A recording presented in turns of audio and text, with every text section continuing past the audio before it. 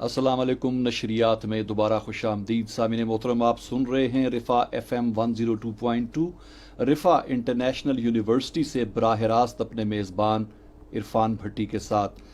سامعین محترم، ہمارا اگلا پروگرام ہے کاروان ذوالفقار، اور اس پروگرام میں آج ہمارے ساتھ موجود ہیں پروفیسر ڈاکٹر انیس احمد صاحب، vice chancellor Riphah International university. سر، سب سے پہلے تو آپ کو خوش آمدید کہتے ہیں پروگرام میں. شکریہ. سر، جو پروگرام ہے وہ سلور جبلی ہے Islamic international medical college trust کی، اور اس کے حوالے سے یہ پروگرام ترتیب دیا گیا ہے. تو سب سے پہلے تو میں یہ پوچھنا چاہوں گا کہ Islamic international medical college trust کا جو قیام عمل میں آیا تو اس کے کیا اغراض و مقاصد تھے؟ جی، اختصار کے ساتھ 3 مقاصد تھے. پہلا یہ کہ پاکستان میں جو صحت کے حوالے سے ماحول پایا جاتا ہے اس میں بے انتہا کمی ہے اطباء کی، اور بالخصوص جب ہم نے قائم کیا کالج 96 میں، اس وقت ہمارا کالج پہلا کالج تھا شمالی پاکستان میں جو پرائیویٹ سیکٹر کے اندر پی ایم میڈیسین ریکگنائز کیا. تو اس سے آپ اندازہ کر سکتے ہیں کہ یہاں کتنی قلت تھی. لوگ اگر چاہتے ہوں طب کی تعلیم حاصل کرنا تو وہ اس علاقے سے دور جا کے تعلیم حاصل کر سکتے تھے. تو اس بات کی ضرورت کہ ہمیں ایسے افراد چاہیے جو صحت کے معاملات کی نگرانی کر سکیں. دوسرے یہ کہ ہمارے ہاں جو طب کا شعبہ ہے اس کا بڑا قریبی تعلق افراد کے محض امراض سے نہیں ہے، بلکہ ان کے لائف اسٹائل کے ساتھ ہے، طرز حیات کے ساتھ ہے. اور جب تک ایک طبیب ایسا نہ ہو جو افراد کی نفسیات کو، ان کی روحانی ضروریات کو، اخلاقی ضروریات کو سمجھتا ہو، اس وقت تک وہ ہو سکتا ہے کہ دوا لکھ کے دے دے، کوئی جراحت بھی کر دے، لیکن وہ صحیح علاج نہیں ہو سکتا.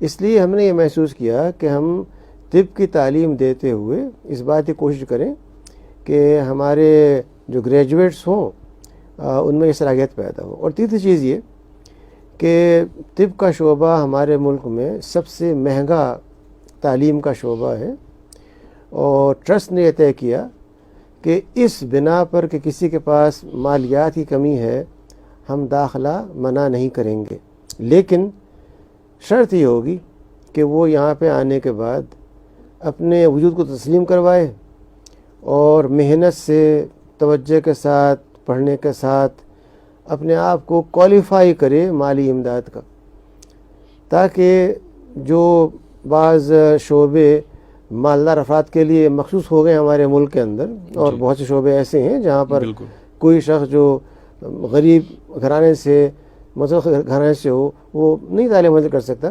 تو یہ 3 ہمارے سامنے مقاصد میں یہ پہلے ٹرسٹ قائم کیا 95 میں، 96 سے ہم نے آغاز کیا کالج کا.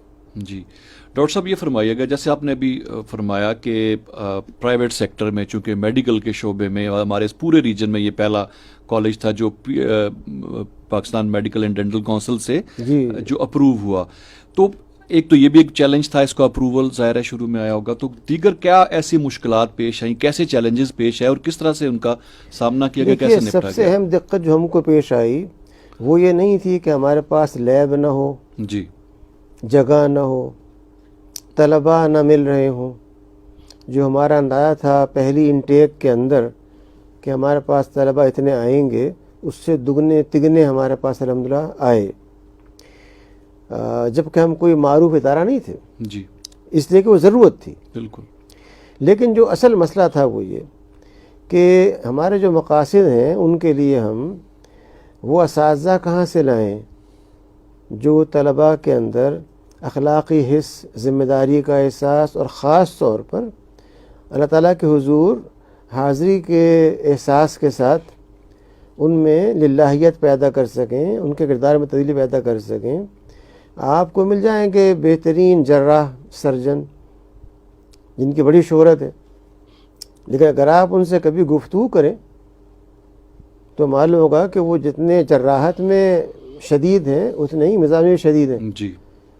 ہم چاہتے ہیں ایسے افراد جو جراحت میں تو بڑی شدت رکھتے ہوں لیکن ان کا جو مزاج ہو وہ دین سے وابستہ ہو. یہ چیلنج بہت بڑا تھا. اور اس لیے بھی یہ بڑا تھا کہ ہمارا خیال یہ تھا کہ جب تک طلباء کو وہ اساتذہ نہ ملے جو خود ایک نمونہ ہو، اس وقت تک طلباء تبدیل نہیں ہو سکتے. تو یہ ایک چیلنج تھا اور اللہ کا شکر ہے کہ ہم اس کو انگیز کر سکیں.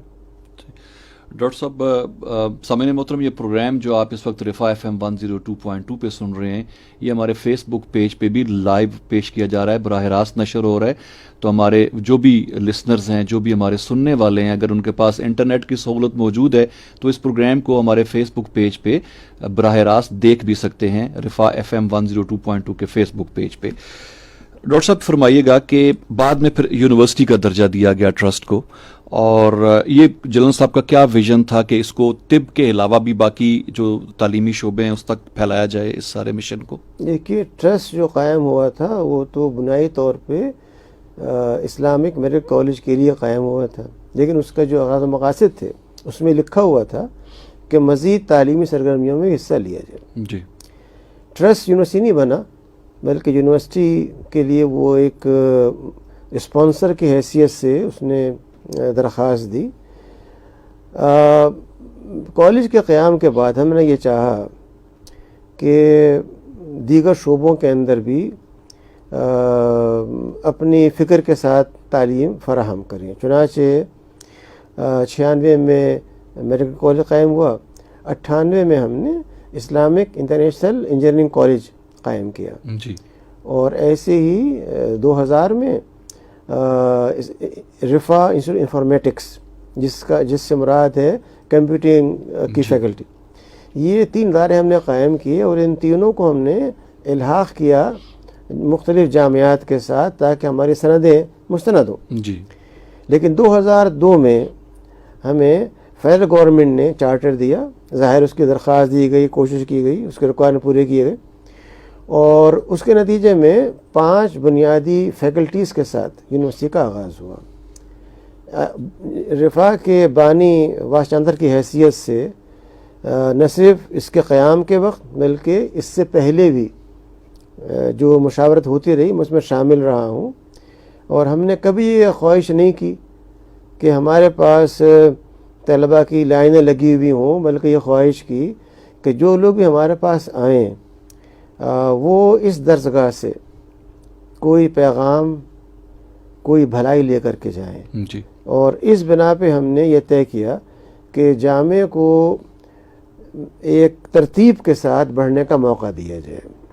میں نے آپ سے گزارش کی کہ 2002 میں ہمارا ادارہ قائم ہوا انفارمیٹکس کا، اور 2003 میں ہم نے پھر قائم کیا اپنا یونیورسٹی قائم ہو گئی، اور اس میں سب سے پہلے ہم نے فیکلٹی آف فارماسیوٹیکل سائنسز شامل کی، اور اس کے بعد مینجمنٹ سائنس، پھر میڈیا سائنس 2006 میں، اور تقریباً ہر 2 سال کے وقفے سے ہم ایک فیکلٹی کا اضافہ کرتے رہے.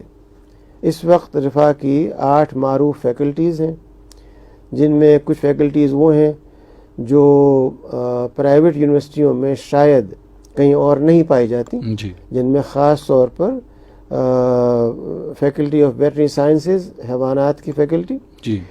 اور خاص طور پہ جو ہمارا اسکول ہے ریہیب سائنسز کا، جس میں کہ ہم نے پاکستان کے اندر پہلی مرتبہ ڈاکٹر آف فزیوتھیراپی کا تعارف کروایا. ایسے ہی ہمارا جو میڈیا سائنس کا ادارہ ہے 2006 میں ہم نے قائم کیا، لیکن ہم نے کوشش کی کہ اس کا الحاق ملک کے باہر معروف جامعات کے ساتھ ہو، اور میں نے خود وزٹ کر کے بیڈ فورڈ شائر یونیورسٹی کے ساتھ رابطہ قائم کیا، اور ہمارے جو شروع کے سال تھے اس کے اندر ہم نے وہاں سے اساتذہ کو بھی دعوت دی اور وہ آئے یہاں کے، انہوں نے پڑھایا بھی. ہماری جو اس وقت میں یہ کہہ سکتا ہوں کہ ایج ہے، جو اوروں کے مقابلے میں ممتاز مقام ہے، وہ 2 چیزیں ہیں.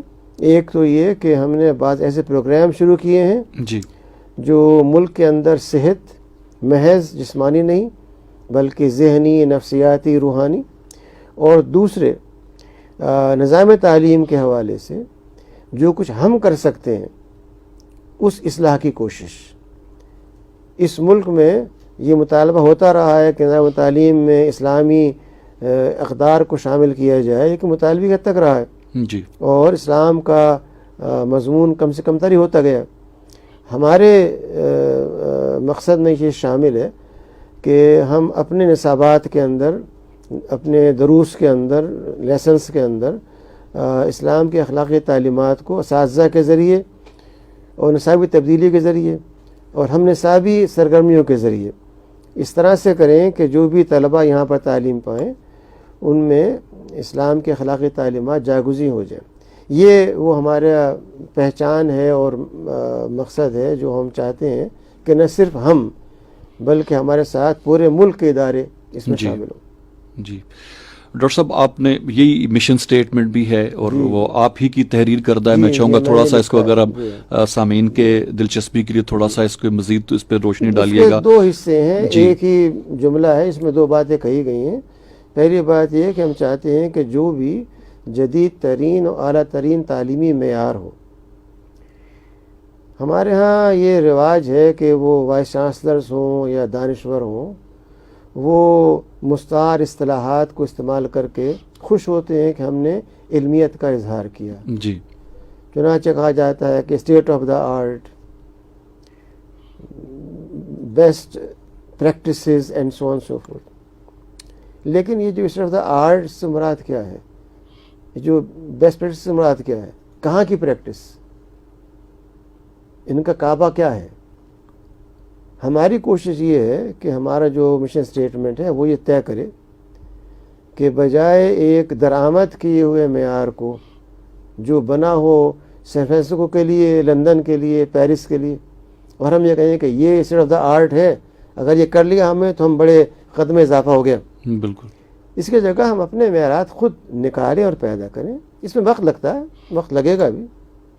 تو ہمارا جو مشن سٹیٹمنٹ ہے وہ یہ واضح کرتا ہے کہ تعلیم کا اعلیٰ ترین معیار اور اس کے ساتھ تعلیم کے نصابات اور تعلیمی حکمت عملی میتھڈولوجی کے اندر اسلامی اخلاقی اقدار کا مکمل طور پہ انجذاب، ایبزارپشن، اور یہ ظاہر اسے ہو سکتا ہے جب کہ اساتذہ کے اندر ایک مشنری داعیانہ جذبہ ہو، انہیں سوتے جاگتے اس بات کی فکر ہو، وہ محض ایک جاب نہ کر رہے ہوں بلکہ وہ سمجھتے ہوں کہ ان کا زندگی کا مقصد جو ہے وہ ایک ایسی نسل پیدا کرنا ہے جو ان کے لیے آخرت میں کامیابی کا باعث بن سکے۔ جب تک یہ احساس نہیں ہوگا، یہ تو ہو سکتا ہے کوئی استاد کوئی نیا کورس پڑھا کر کے یہ مطالبہ بھی کر دے کہ میں نے ایک نئی چیز پڑھائی، مجھے آپ کو انعام دیجیے، تنخواہ بڑھائیے، جو ہمارے یہاں کام قاعدہ ہے۔ جی ہم ناپتے ہیں ہر چیز کو مادی پیمانوں سے، لیکن ہمیں وہ اساتذہ درکار ہیں جو بجائے یہ مطالبہ کرنے کے کہ اس سال تنخواہ کیوں نہیں بڑھی، وہ یہ جائزہ لیں کہ میں نے اس سال کتنے طلباء کو تبدیل کیا اور یہ تبدیلی جو ہے یہ کتنی میری آخرت میں کامیابی کا باعث ہے یا نہیں ہے۔ صحیح۔ تو یہ جو مشن سٹیٹمنٹ ہے وہ یہ واضح کرتا ہے کہ یہ ایک منفرد ادارہ ہے جو چاہتا ہے کہ تعلیم کی بنیاد اسلام کی دی ہوئی اخلاقی اقدار ہو۔ جی ڈاکٹر صاحب، یہ فرمائیے گا کہ طلباء و طالبات کی تربیت کے حوالے سے تو یہ ہے، اساتذہ کے حوالے سے بھی آپ نے ذکر کیا، بلکہ رفاح انٹرنیشنل یونیورسٹی میں تربیہ کے حوالے سے بھی ایک شعبہ قائم ہے۔ جی، تربیہ کا مطلب عام طور پہ یہ ہوتا ہے کہ ایک شخص جو بڑا اچھا واعظ ہو، خطیب ہو، لوگوں کو رلانا آتا ہو، وہ خطاب فرمائے، لوگوں کے آنسو نکل آئیں، بڑا کامیاب ہو گیا۔ لیکن اگر آپ جائزہ لیں ملک گیر طور پر، جی تو جو افراد اس وقت آپ دیدہ ہوتے ہیں ان کے آنسو بھی خوش نہیں ہوئے ہوتے اور وہ سب باتیں کرتے ہیں جس سے ممانعت کی گئی ہے۔ ہم یہ سمجھتے ہیں کہ تربیت جو ہے وہ کوئی واعظانہ کام نہیں ہے بلکہ لمبا عمل ہے، اور اس کے لیے 3 اقدامات بہت ضروری ہیں۔ جی پہلا یہ کہ یہ بات واضح ہو کہ تربیت سے مراد کیا ہے۔ جی اگر مراد یہ ہے کہ ایک شخص نماز کا تو پابند بن جائے لیکن اس کی نگاہ میں نہ ماں باپ کا احترام ہو، نہ استاد کا احترام ہو، نہ سڑک پہ چلتے ہوئے راہگیروں کے بارے میں کوئی بھلائی کی طرز عمل ہو، بلکہ وہ اپنی راہ نکالتا ہوا، کوہنیاں مارتا ہوا چلتا چلا جائے، راستہ پیدا کرتا ہوا کہ بڑا زوردار قسم کا نوجوان ہے، تو اس کی نماز کا فائدہ کیا ہوا؟ اس کا مطلب یہ ہے کہ یہ تبدیلی یکمشت نہیں آ سکتی، جی اس کے لمبا عرصہ درکار ہے، بالکل یہ زبائیں نہیں آ سکتی، اس کے لیے وہ استاد درکار ہے جو غصے کے موقع پہ غصہ نہ کرے، جو یہ جانتے ہوئے کہ ایک شخص کی انسلٹ کر رہا ہے اس کی انسلٹ نہ کرے۔ یہ کام آسان نہیں ہے، اس کام کے لیے ہم نے کچھ چیزیں اختیار کی ہیں، ان میں سے ایک یہ ہے کہ علمی سطح کے اوپر انٹلیکچولی جی ایک ڈپلومہ اساتذہ کے لیے، جسے ہم پوسٹ ڈپلوما ہے، پی جی ڈپلوما ان ایسک ٹیچنگ میتھڈالوجی، یعنی تعلیم کے طریقے اور اخلاقیات کے بارے میں ایک ڈپلومہ جو ہر استاد کو کرنا ہے۔ اور دوسرے یہ کہ اساتذہ کے لیے ہر مہینے ایک 1-1.5 گھنٹے کی نشست جس میں وہ قرآن کریم کے حوالے سے اپنے تعلق کو کس طرح قائم کریں۔ یہ وہ نہیں ہے روایتی درس کے ایک دینی مدرسے کے فارغ صاحب نے ایک درس قرآن دے دیا اور لوگوں نے ثواب حاصل کیا اور برکت لے کے چلے گئے، بلکہ یہ ایک انٹریکٹیو ایکسرسائز ہے جس کے اندر جو بھی اساتذہ ہیں وہ حصہ لیتے ہیں۔ اور تیسری چیز یہ کہ ہم یہ چاہتے ہیں کہ تربیت کا شعبہ اور اسٹوڈنٹ سروس کا شعبہ SSD کے ڈپارٹمنٹ جو ہے یہ باہمی طور پر ایسے پروگرام بنائیں جس میں کہ طلبہ اور اساتذہ دونوں کے لیے لرننگ کا، سیکھنے کا موقع ہو۔ جی یہ مختلف مقامات پہ لے جا کر کے ان کو حالات سے متعارف کرانا اور طرز عمل دیکھنا، اس میں لیکچرز بھی ہیں، اس میں ورک شاپس بھی ہیں، اور اس کے ساتھ ساتھ ہم یہ بھی کوشش کر رہے ہیں کہ جو طلبہ ہمارے ہاں داخلہ لیتے ہیں تو ہر انٹیک میں سے کچھ طلبہ کا امتحان کرنے کے بعد جن میں یہ خواہش بھی ہو اور یہ صلاحیت بھی ہو کہ وہ آگے بڑھ کے کام کر سکیں، قائد بن سکیں، ان کے لیے ہم نے ایک پروگرام بنایا ہے، لیڈرشپ ٹریننگ پروگرام، جو ان کے پورے دوران تعلیم جاری رہے گا، اور جب وہ گریجویٹ کریں گے تو ہمارے پاس ہر انٹیک میں سے کم از کم 50 افراد ایسے ہوں گے جو اس نظام سے گزر چکے ہوں، اور اگر اس لحاظ سے اس کو شمار کیا جائے تو عین ممکن ہے کہ 10 سالوں کے اندر آپ کے ملک کے اندر ایسے نوجوان ہوں جن میں قیادت، احساس ذمہ داری، اللہ کا خوف موجود ہو، اور پھر ہم بار بار یہ نہ سنیں کہ کرپشن ہے اور دھاندلی ہے اور الیکشن کے اندر گولیاں چل رہی ہیں اور کرسیوں پہ جھگڑے ہو رہے ہیں۔ تو تبدیلی اگر آ سکتی ہے تو وہ میری نگاہ میں صرف تربیت سے آ سکتی ہے، جو ہمارے ہاں 70 سال میں مفقود رہی ہے۔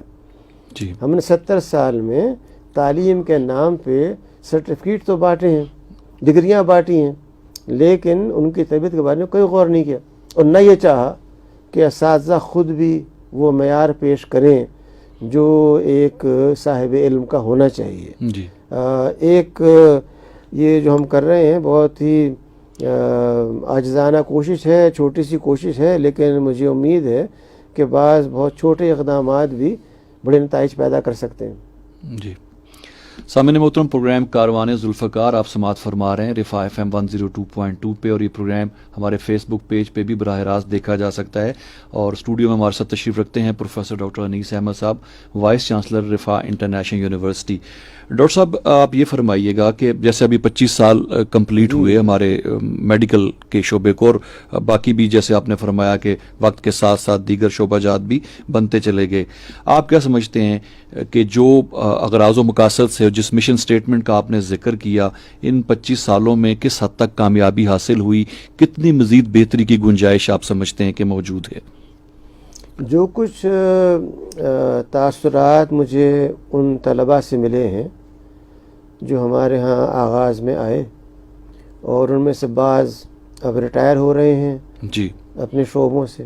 حال ہی میں ایک میجر صاحب میرے پاس آئے جو ریٹائر ہوئے ہیں فوج سے، ہمارے پہلے بیچ میں تھے، اور بھی ایسے لوگ آتے رہتے ہیں۔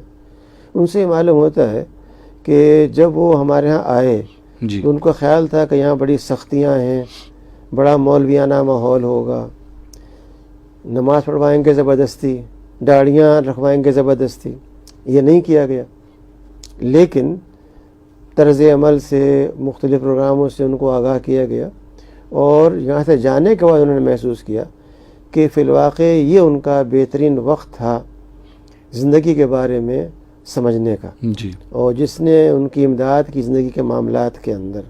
تو میں سمجھتا ہوں کہ اگر یہ تناسب 1% بھی ہے تو یہ ایک بڑے انقلاب بالکل کی خبر ہے۔ جی، میں اس بات کا قائل نہیں ہوں کہ آپ ایک ہجوم جمع کر کے اور چند دنوں کے اندر ایک ایسا معاشرہ قائم کر دیں جہاں پہ آپ کے خیال کے مطابق خیر ہی خیر ہو۔ جی، ہر معاشرے میں خیر و شر ہمیشہ رہی اور رہے گی۔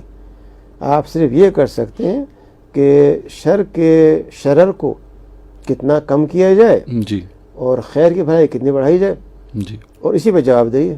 صحیح صحیح۔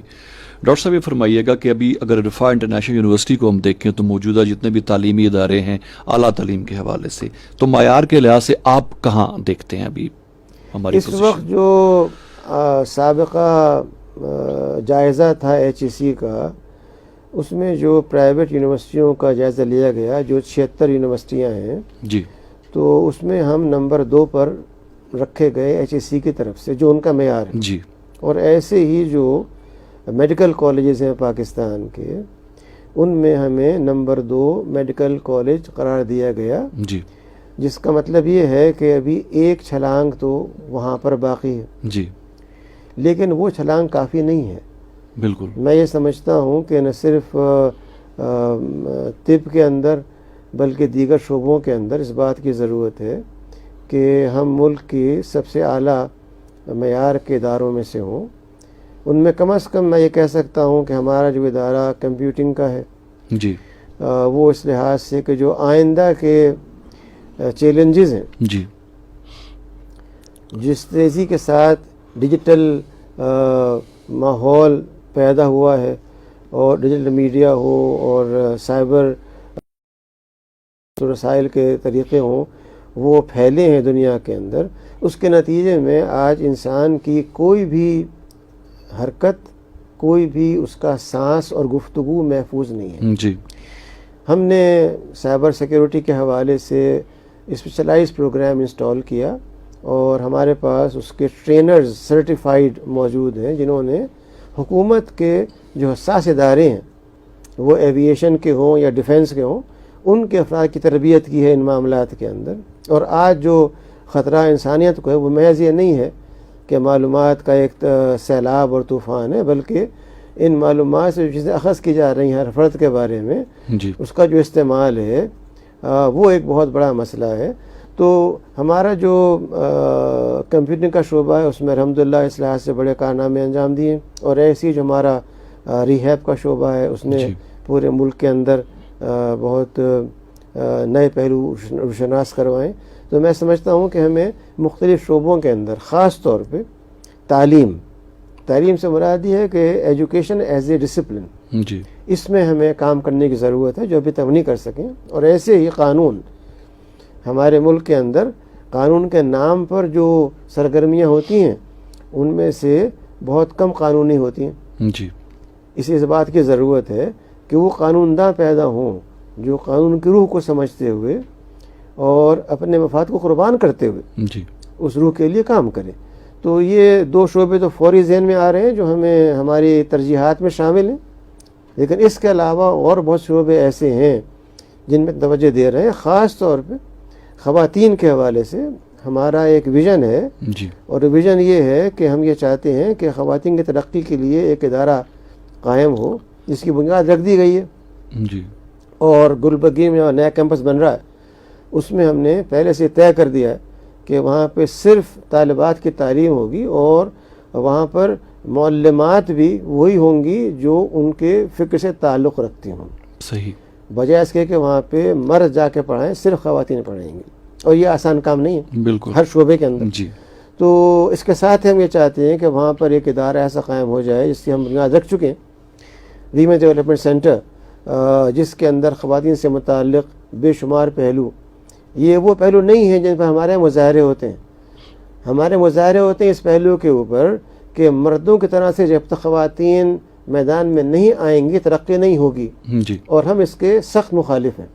ہم یہ سمجھتے ہیں کہ خواتین مردوں سے بڑھ کے کام کر سکتی ہیں، بالکل۔ محض مقابلہ نہیں، اور وہ بہت سے کام ایسے جو مرد نہیں کر سکتے۔ جی اس لیے ہم یہ سمجھتے ہیں کہ ان کے جو صحیح حقوق اور فرائض ہیں وہ سامنے آنے چاہیے، جو زیادتی ہیں ان کا علاج ہونا چاہیے۔ تو یہ ادارہ جو ہوگا جی اس کے اندر ان کی کاؤنسلنگ، ان کی فکری تربیت اور ان کے مسائل، اور ان کے جو فزیکل ایشوز ہیں، ایک بڑی تعداد خواتین کی وہ ہے جو گھروں میں محدود رہنے کی بنا پر صحت کا خیال نہیں کر سکتی، تو وہاں پہ ان کے لیے ایک فزیکل فٹنس سینٹر، ان کے لیے وہ تمام چیزیں جو ایک صحت مند خاتون کو ہونی چاہیے۔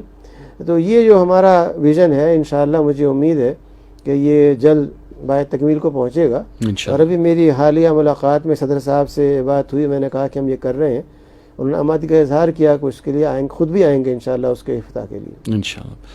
ڈاکٹر صاحب یہ فرمائیے گا کہ چونکہ ہم یہ پروگرام کا جو ٹائٹل ہے وہ بھی کاروان ذوالفقار، ہم مرحوم جنرل ذوالفقار صاحب جی کی جو خدمات ہیں اس حوالے سے ان کو بھی دیکھتے ہیں، آپ ان کے بھی ایک درینہ رفیق کے کار رہے، ان کے ساتھ آپ کا ایک تعلق رہا، تو میں چاہوں گا کہ آپ کیا سمجھتے ہیں، کیا کچھ کہنا چاہیں گے جنرل صاحب کی شخصیت اور ان کے کردار اور ان کے ویژن کے بارے میں؟ جی، جنرل صاحب کی شخصیت کو محض ایک لفظ سے ظاہر کیا جا سکتا ہے، اور وہ یہ ہے کہ ان میں ایک ایسی ایمانی قوت تھی کہ انہوں نے ہر حالت کے اندر جی اللہ تعالیٰ کی زیادہ بھروسہ کرتے ہوئے کام کا آغاز کیا، اور اللہ نے مدد کی۔ جی